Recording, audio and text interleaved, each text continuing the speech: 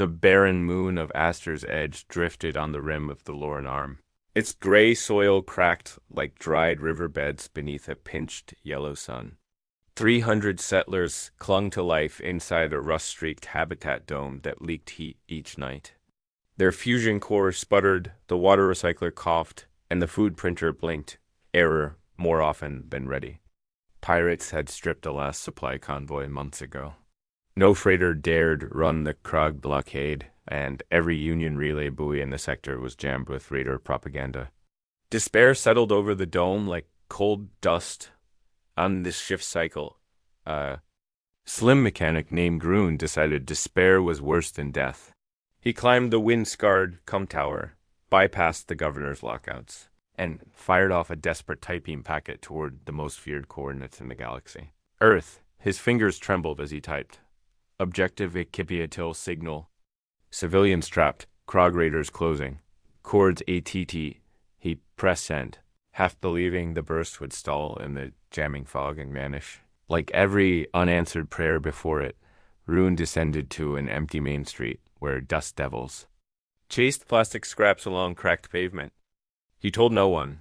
By dusk, the fusion coil failed again. Lights dimmed to amber and families huddled in silence. High overhead, sensors marked a Crimson.Krog frigate inbound. Yet the Colony Council drafted a surrender script instead of resistance. Rune listened, guilt gnawing his ribs. The only soul who knew a message now streaked toward the blue death world that made pirates whisper. 50 light years away. A control room aboard Earth's central defense hub flickered with status glyphs. Commander Dale scanned the stream of routine pings until one line leaped to the top. Deathworld, response flag class amber. Someone, deep in forbidden space, had invoked humanity's ancient charter, the right of any frontier settlement to beg Earth for direct intervention when all civil options failed. Patch visual. Dale ordered. A grainy hollow expanded. Rune's tired face against cracked steel. Children's cries echoing behind him. Static laced each word. Dale's aide, Ellen, swept star charts. Region sits inside Krog influence. Pirate strength. 3 destroyers, 1 gutted carrier for boarding. No local Navy assets. The Union labeled the colony low value. She met his eyes. Sir, no one else is coming. The commander exhaled. Humans raised on a high-gravity planet. Rich in oxygen, forged by brutal history, rarely left their cradle now. The galaxy had begged them to stay home after the Rift Wars, but Earth's task group still waited for calls exactly like this. Alert Task Group Iron Hull. Dale said. Full combat loadout. Stealth jump. He tapped a short reply back to Astor's Edge. Help acknowledged. Shelter non-combatants. Arrival. 36. HRS. Orders rippled through orbital yards. Dock cranes swung open, rolling out gun-gray frigates whose hull plates still bore scorched scars from ancient battles. At the center floated the dreadnought Resolute, an older vessel nicknamed Iron Vol for carving pirate fleets into debris fields. Pilots jogged to dropships. Helmets stamped with a snarling Volf that made raiders flinch on sight. On the moon, Rune spent the long night inside a maintenance closet because the dorm heaters had failed. His wrist chirped an impossible sound in the middle of hopelessness.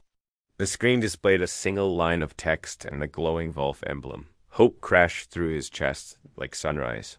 He sprinted down dark corridors to the council hall. Voice echoing. Earth answered. Sleep-blurred faces stared. Some laughed bitterly. Others froze, remembering stories whispered in freight docks that when Deathworlders arrived, mercy was scarce, but survival rates soared. Governor Mira demanded proof. Rune thrust the cum forward. The blinking Volf spoke louder than words. Outside, the Krog frigate adjusted orbit, engines burning a deeper red as landing craft prepped. 36 hours. Whether Ironhow could cross 50 light years in that window, or if pirates struck. First felt like a wager against fate. Yet, for the first time in months, the settlers tasted courage. Families patched heaters, engineers sealed dome seams, children stacked ration packs in emergency lockers. Hope, once a luxury, became the one weapon everyone could wield and far out in jump space. Task Group Iron Hull vanished into folded reality, carrying humanity's oldest promise. When life cried out, the Deathworlders would answer brutally. If required, asterisk, the black silence of jump space cracked like glass. Task Group Iron Hull surged out in perfect formation. 300,000 kilometers from Aster's edge, the stars returned slowly to view, but no civilian radar saw them yet. That was by design. The Resolute, Earth's oldest active dreadnought, collided at the center. Its surface looked like armor carved from the bones of a dead god, scored, patched, and layered with centuries of scars. Hidden inside its flanks were the Deathworlders, human warriors bred for extremes, trained to outlast fire, void, and fear. These were not diplomats. These were weapons. Captain Renner, commander of the Resolute, stood before a holomap inside the darkened bridge. The Krog destroyers orbited opposite the moon, their heat signatures flaring like angry wasps. Around them, dozens of pirate drop craft hovered, waiting to fall. Renner spoke calmly. "We have visual on 3 confirmed ships. No defensive posture. They think this colony is already theirs." The ship's AI, Vanta, responded in a tone cold and direct. "No Krog vessels are aware of our presence. Cloak field holding." "Should I initiate silent strike pattern?" Renner nodded once. "Wake the wolves." Below decks, black armored troopers stirred from cryopods. Wake up stims hissed, biosuits flexed. These were the Deathworlders, humans from Earth's deep survivor gene pool, drawn from the harshest environments. What made them terrify wasn't their strength. It was how little they needed to survive. One whispered to the next as boots hit the metal floor. "We got an SOS. That means full burn." Full burn didn't mean mercy. Back on Astra's edge, Rune stood on the roof of the dome, eyes scanning the horizon. The Krog had landed. A cloud of black skiffs screamed over the ridge. Pirate banners flapped above jagged prow armor. Makeshift cannons glowed red with charge. The settlers rushed into shelters as the first shells slammed into the colony's perimeter fencing, shattering solar towers and crushing 2 storage buildings. A defense drone exploded mid-launch. Children screamed. Governor Mira tried to rally the people through the intercom, but her voice was drowned by the roar of the Krog's loudspeakers. "Surrender. You have 1 hour." Rune gritted his teeth. He clutched the small Earthcom badge, now hanging from his neck like a lifeline. Where were they? Above, nothing moved. The sky looked empty. Then, the stars blinked. From the edge of orbit. The Resolute fired. No warnings. No declarations. No bright tracer rounds. Just death. One moment, the Krog carrier drifted with casual menace. The next, it vanished into a cloud of glowing debris. A single rail spear, fired at near light speed, tore the vessel in half so fast it hadn't even launched a distress beacon. The second Krog destroyer turned, but the Resolute's support frigates blinked in like ghosts. Missiles streaked silently. Guided by predictive AI, explosions blossomed in the void like red flowers. Within 17 seconds, every pirate vessel in orbit had either exploded or turned away, engines flaring in cowardly retreat. Task Group Iron Hull was not here to negotiate. On the ground, the Krog leader, massive, scaled, and armored, stood. Beside his hovering command craft, he snarled as a scout relayed orbital telemetry. "They've been wiped out," he hissed. "Who dares?" Before he finished, the sky cracked. Drop pods, black iron spears falling like rain. Each slammed into the ground with seismic force, opening like claws to release Deathworlders in full armor. They moved without hesitation, their helmets glowing faint blue, weapons humming with dark energy. Where Krog weapons were loud and brutal, the humans moved in eerie silence. Weapons firing precise blue beams that left clean holes and no screams. Rune watched from the observation tower. "They're here," he whispered. The settlers crouched in shelters, peeked outside to see armored figures tearing through pirate squads like paper. Each human soldier moved with methodical calm, even as Fire rained around them. The Deathworlders didn't stop. Didn't flinch. They advanced through fire, smoke, blood, and pushed forward. One soldier reached the colony's gates. He paused only to scan the area, then pointed at a group of cowering children. Without a word, he activated a perimeter shield from his wrist. Device. A glowing dome snapped up around the shelter. Inside safe. Then he turned and charged into a squad of Krog with nothing but his blade dot in the distance. The pirate commander growled, "Retreat." Retreat, but it was too late. A shadow fell over his camp. The Resolute's secondary cannon, rarely used, meant for planetary bombardment, fired once. The blast vaporized the ridge behind him, sending a shockwave that hurled his command. Post across the plain. Captain Rinner's voice echoed through every human com channel. Earth received your SOS. You attacked our people. That was your final mistake. The air above Aster's Edge shimmered with heat and smoke. Fires from the initial pirate assault still crackled at the colony's edge. But the streets were quiet, now too quiet. The Krog had vanished from view dot inside the dome. Settlers peeked. Through broken windows and shattered shutters, expecting another bombardment. Instead, they saw them, the Deathworlders, moving with eerie calm through the ruined courtyard. Their black armor glinted faintly with dust and blood. Their helmets bore no symbols, no ranks, just a glowing mark. A silver outline of earth behind a snarling wolf. Rune stood in awe. One of them passed by, silent and alert, his weapon aimed downward but ready. Rune stammered a thank you, but the warrior gave no reply, just a brief nod. That was enough dot outside the dome. The battle had changed shape. The pirates hadn't retreated. Not all of them. Instead, they regrouped on the hills beyond the southern crater, where their larger ground battalions still waited. 3 walker mechs armed with plasma lances turned slowly toward the colony. Commander Rinner, still aboard the Resolute, watched the enemy formations from orbit. His tactical I projected the likely course of the pirate ground push. They won.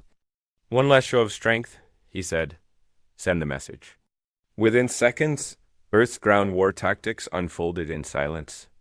From the colony's old cargo bay, 8 quad-leg drones activated black spider-like machines built to run, jump, and strike. They leapt over rubble, climbed the dome, and launched into the hills at the same time. 4 Deathworlders strike teams, each only 3 soldiers, strong. Moved across the crater floor using terrain, shadow, and speed. Drag Scouts didn't even see them until they were already falling. One pirate mech turned, its cannon toward the hill's ridge, and then its cockpit imploded. A rail blade smaller than a human arm, but fired with incredible velocity, punched through the hull like paper. The second mech turned, but that hesitation sealed its fate. The spider drones reached its legs, and attached charges boomed up the hill, lit up as 200 tons of steel exploded upward, raining debris onto screaming Krog units. From behind the burning wrecks, the Deathworlders walked into the pirate camp. Like they'd rehearsed this for years. They didn't fire randomly. They took each shot with intention, 1 head, 1 chest, 1 fuel pack. Pirate plasma fire erupted around them. But the Deathworlders didn't fall. The third mech stomped forward, roaring. A human soldier, slender, barely over 5 feet, ran straight at it. She dodged its cannon fire, used its own leg to launch. Upward, and landed on the cockpit's roof. In one move, she drove a charged blade through the hull, cracked it open, and tossed out the pilot's body. Rune, watching from the tower, couldn't believe it. She took it down, alone. Back at the colony, the settlers rallied. With the skies clear and humans holding the perimeter, volunteers carried food packs to the shelters. Others repaired broken vents and patched dome seams. But Governor Mira stood frozen. Are they here to help? She whispered to Rune. Or to conquer? Rune turned to her, his expression calm. They didn't take over. They saved us. And they're leaving once the job's done. A soft voice interrupted them that it was one of the Deathworlders, helmet off. A woman, face sharp with wineburn and eyes like frost. We don't stay, she said quietly. We respond, nothing more. Mira stepped back. Rune stepped forward. What now? He asked her. She looked toward the south hills, where flames still rose. Now, we clean up. Out in the battlefield, the last pirate commander, a scarred brute with broken tusks, tried to flee through the ash fields. He had one skiff left, hidden near a ridge, just a few more meters. Then he saw boots. Black boots. A figure standing still, rifle aimed low. Mercy, the pirate croaked. We surrender. The Deathworlder tilted his head. You've sent a warning across the stars. The human said calmly, you hunted civilians. You came here thinking Earth would ignore them. He raised the weapon. We're not kind. We're fair. One shot. Silence stopped by nightfall. The hills were quiet. The pirate threat was gone. Not scattered, gone. From the sky, drop shuttles descended, carrying medics, engineers, and supply crates. The settlers watched in silence as relief arrived, not from the Union, but from Earth itself. Commander Rinner's message echoed through colony comms. Asters. Edge is now secure. Earth recognizes your survival. You're not alone. Rune looked up at the stars. The galaxy had forgotten about them, but Earth hadn't. The fires in the hills had finally died. The colony of Astor's Edge sat in tense silence, half ruined but still breathing. In the aftermath, the settlers gathered in what was left of the town square. The children looked up at the armored humans with wide, quiet eyes, not with fear, but with awe. The Deathworlders had taken off their helmets. Some leaned against scorched walls, sipping nutrient packs. Others knelt beside wounded colonists, helping without speaking. They moved like ghosts, but not the kind that haunted. The kind that protected. Governor Mira addressed the people. Earth soldiers have ended the threat. You may resume life and rebuild. There was a quiet murmur, but Rune felt something. Didn't sit right. Why had the pirates attacked so aggressively? Why so many ships? Why so deep into forbidden space? The answer came the next morning. 3 Deathworlders returned from a sweep of the pirate crash sites in the South Crater. One of them handed over a scorched black case to Captain Rinner, who had descended to the colony in person for the first time. His armor looked like a walking bunker scarred. Massive, but well kept. Rinner opened the case. Inside, they found a Union Navy transponder standard issue, not pirate gear, stamped with clean coordinates, bearing no burn marks. Perfect, untouched. Recent. Rune and Mira stood nearby as Rinner's fingers tapped through encrypted data logs. The room went cold. This wasn't just piracy.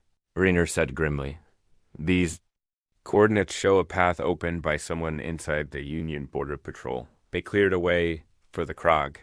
Are you saying the Union helped the pirates attack us? Mira asked, voice tight. Someone in the Union wanted his colony wiped out, Rinner said. And they thought if the Krog did it, no one would ask questions? No aid? No trace. Just another failed settlement. Rune's face turned pale. But why? The Deathworlder beside Rinner answered quietly. Because you built this dome on something important. The next day, teams of humans and colonists combed the nearby hills. Not for enemies, but for answers. It didn't take long. Less than 2 kilometers from the dome. They found a sealed mining shaft. Rune remembered it abandoned early on, closed due to instability. But the Deathworlders had a different view. One dropped a seismic probe into the shaft. The readings returned strange, not just metals. Energy signatures. Deep ones. They descended with heavy gear and drones. What they found left even the seasoned soldiers frozen. Beneath the rock was a buried alien structure older than any known. Records? Walls etched with designs that weren't Krog or Union. A dome, perfectly shaped, powered down but still faintly humming. A lost vault. Captain Rinner stood inside the chamber. Light panels pulsing under his boots. This isn't natural, he muttered. This isn't local tech. Not even Union black sites come close. Rune and Myra stared in disbelief. What is it? She asked. Rinner turned to them. I don't know, but it matters. And someone wanted to erase all of you before you found it.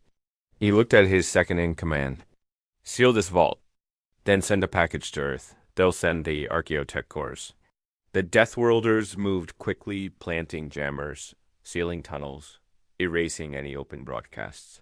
The pirate threat had been just the beginning. This was bigger. Later, Rune sat with one of the soldiers near the edge of the dome, watching the stars blink faintly. "You came fast," Rune said. "We didn't think anyone even heard us." The Deathworlder didn't look up. "We always hear. The galaxy just doesn't like when we answer." "Why?" The soldier smiled faintly. "Because we don't come with peace talks and forms. We come with boots and blades and blood. And when we leave, the message is clear." He stood, stretching. "No one hurts humans and walks away." That evening, the Resolute began preparation for jump departure. The Deathworlders returned to their shuttles, carrying wounded colonists who needed Earth-grade hospitals. The archaeoscientists would follow in a few days. Governor Mira stood on the platform, her voice calm and steady. "You came without promise of reward. You saved people who were already written off. I don't have anything to give you." Rinner looked at her and simply replied, "Then remember this day. And if anyone ever questions what Earth stands for, remind them what happens when we answer." The call, the engines roared. The dreadnought lifted. Rune watched it disappear into the clouds, a trail of light across a black sky. 3 days after the Resolute jumped out of Astor's Edge, the Union Central Command Office received an encrypted burst. It came from a relay deep in forgotten space.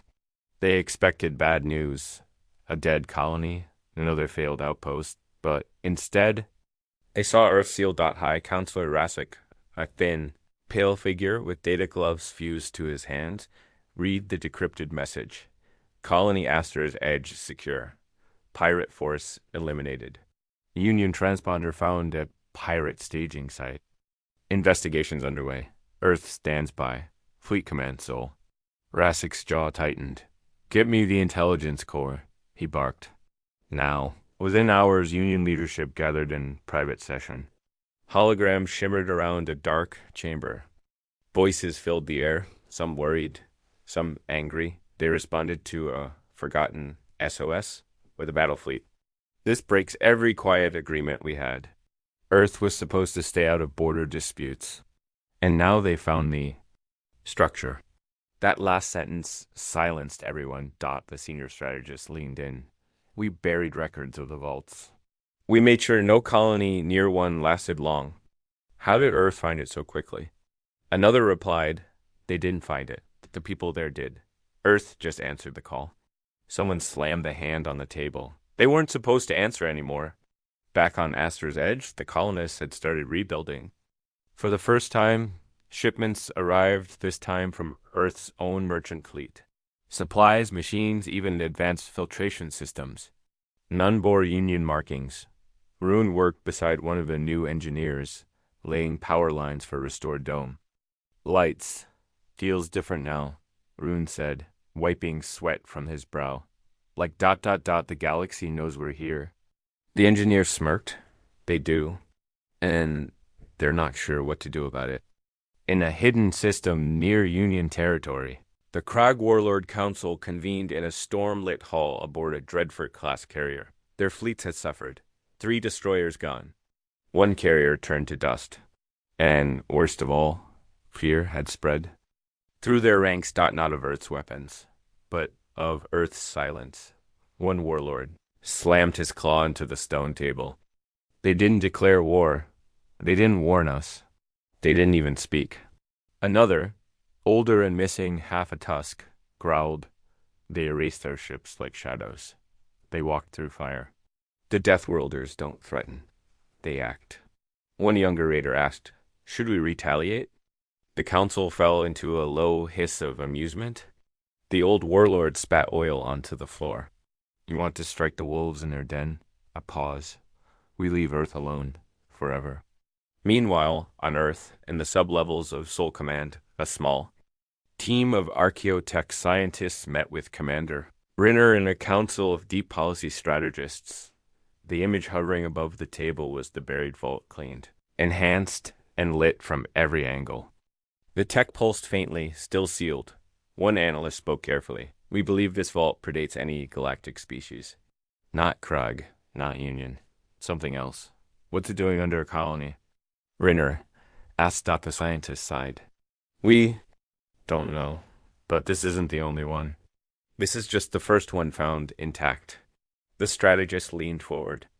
Then we'll guard it, quietly. Let the galaxy think Earth just wanted to protect its people. Rinner gave a small nod. And if someone tries again? The reply was cold and simple. Then Earth responds again. No warnings. No speeches. Just results. Elsewhere in the Union's core worlds, word began to spread. Whispers of Earth's movement, of Deathworlders answering a cry for help. Of a pirate fleet that vanished without trace. In the refugee zones, among miners and freighter crews. The story was already growing. They sent an SOS to Earth, and the monsters in black armor came. And the pirates? Gone. Every one of them. Not even debris left. Someone would add quietly. Maybe Earth hasn't gone soft after all. Back on Astra's edge, Rune stood beside the dome's outer wall, watching the sky. The stars seemed brighter now. He didn't know the full story. He didn't care about galactic politics or ancient vaults. Buried under his feet, he only knew one thing. Earth had listened, and Earth had come. Not with words, but with fire. Asterisk, the vault beneath Astra's edge, hadn't made a sound since its discovery, no. Movement, no signal, no shift in energy patterns. But Earth scientists knew better. Silence didn't mean safety. They had cordoned off the entire southern crater. No colonist, not even Rune, was allowed near it anymore. Earth's elite archaeotech corps, escorted by Deathworlders security teams, now worked in rotating shifts, studying the structure's strange geometry and symbols. Inside the lead analysis tent, Dr. Selin, the project's chief xenohistorian, reviewed a fresh batch of scans. What had once been static energy signatures were now pulsing, slowly, rhythmically, like a heartbeat. Her assistant, wide-eyed, whispered, "It's waking up." Back on Earth, Commander Rinner stood in a quiet chamber beneath Sol Command's vault wing. In front of him hovered a secured report. 3 words glowed in red across the top. Artifact is active. Admiral Trell, older than most of Earth. Flagships and sharp as a monofilament blade. Read it aloud. It woke up, just from human presence. Rinner kept his eyes on the holoscreen. The vault knew we were there. It waited, maybe for us. The Admiral tapped her finger on the edge of the table. What about the Union? They've gone quiet. That worries me more than their yelling ever did. She nodded slowly. We'll need a second task group. Not just Deathworlders. Diplomats. Researchers. Eyes. Rinner looked at her. What if it's not just a vault? What if it's a door? She didn't blink.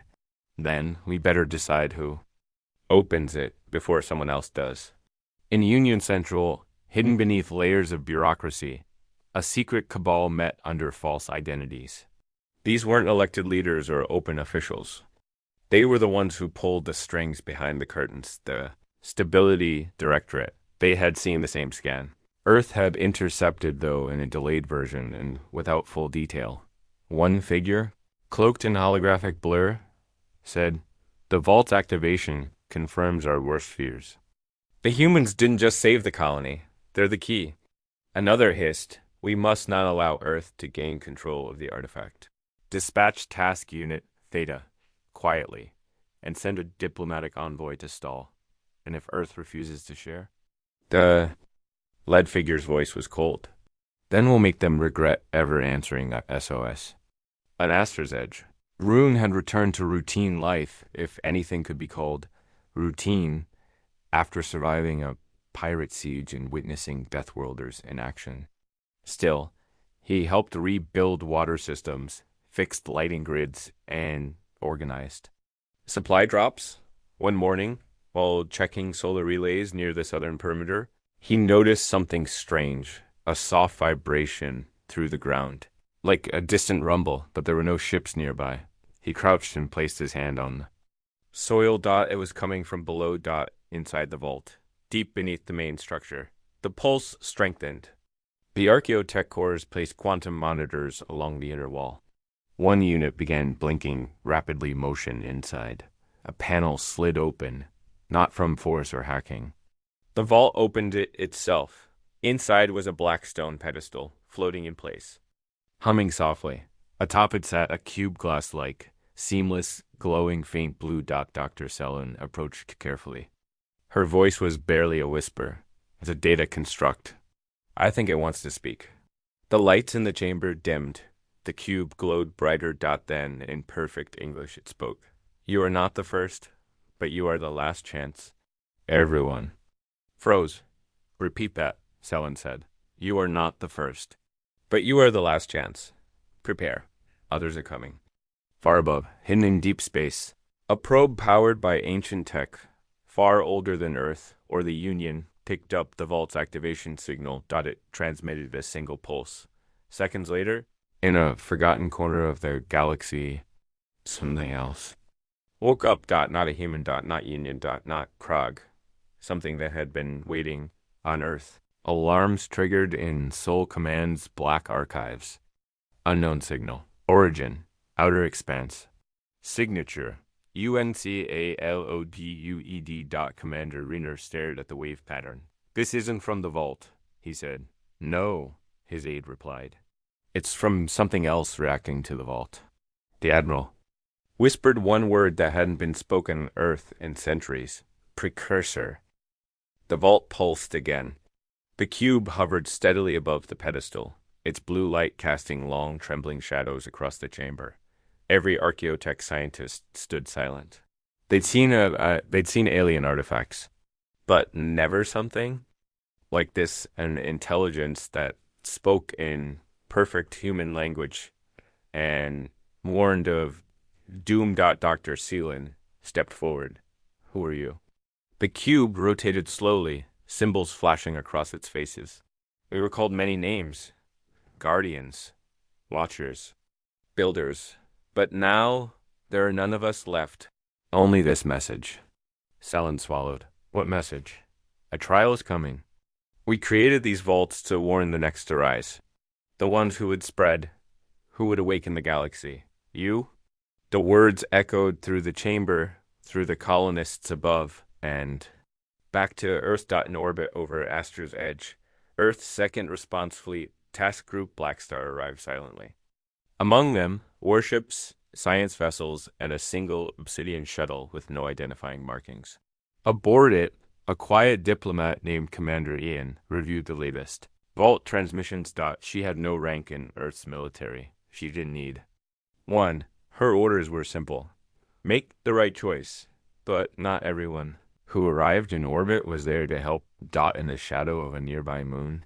A Union stealth frigate, uncloaked for just 6 seconds to dispatch a drop pod. It streaked through the upper atmosphere, unseen by any surface radar. Inside were 3 agents, elite, modified, and armed with nano-scramblers. Their mission: infiltrate the vault, copy what they could, destroy the rest.